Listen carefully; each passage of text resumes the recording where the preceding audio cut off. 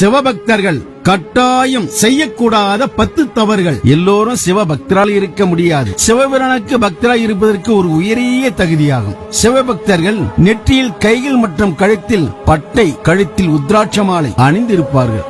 ஒரு நாளைக்கு குறைந்தபட்சம் ஒரு முறையாவது பஞ்சாட்சரம் என்று சொல்லக்கூடிய ஓம் நமசிவாயா, இது விதி கிடையாது. நாம் மனதார சொல்லக்கூடிய மந்திரம், முக்கியமான மந்திரம். நம் இறைவனை அன்றாடம் இணைத்துக் கொள்ள வேண்டி இருக்க வேண்டும் என்பதற்காகத்தான் இந்த மந்திரத்தை நாம் சொல்கின்றோம். அடியவர்களாய் இருக்கட்டும், பெரியவர்களாய் இருக்கட்டும், அது யாராய் இருந்தாலும் சரி, நம் கண் எதிரே ஐயா பசி என்னும் யாரேனும் வந்தால் சிவபக்தராக நாம் அவர்களுக்கு பசி போக்க வேண்டும்.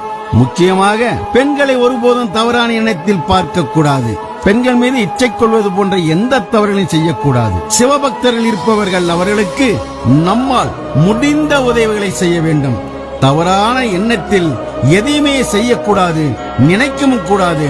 சிவபக்தர்களாய் இருப்பவர்கள் பொன் பொருள் மீது ஆசை வைக்க கூடாது. இந்த உலகத்தில் எல்லாம் மாயை என்று நினைக்க வேண்டும். யார் மீதும் ஒரு எள்ளளவு கோபப்படக்கூடாது. யாருக்கும் மனதளவு துரோகம் நினைக்க கூடாது. இந்த உலகத்தில் அனைவரும் ஒன்றாகவே பார்க்க வேண்டும். உயர்ந்தவர் தாழ்ந்தவர் என்று பார்க்கவே கூடாது. தன்னுடைய சுயநலத்திற்காக காடுகளை அழித்துவிடும் வாயில்லா ஜீவன்களை அழிப்பது இருக்கவே கூடாது. அனைத்து ஜீவராசிகளும் ஒன்றுத்தான் என்று நினைக்க வேண்டும். நமது வாயில் திருவாசகம், தேவாரம் அல்லது பொதுமறையை பாட வேண்டுமே தவிர பொய் சொல்லவோ, புரட்டு பேசுவோ, பொறாமைப்படக்கூடாது. மாமிசம் உண்பவர்கள் கண்டிப்பாக சிவபக்தரால் இருக்கவே கூடாது. ஆதலால் இந்த விஷயங்களை கடைபிடித்தால் கட்டாயம் சிவபக்தராக இருக்கலாம்.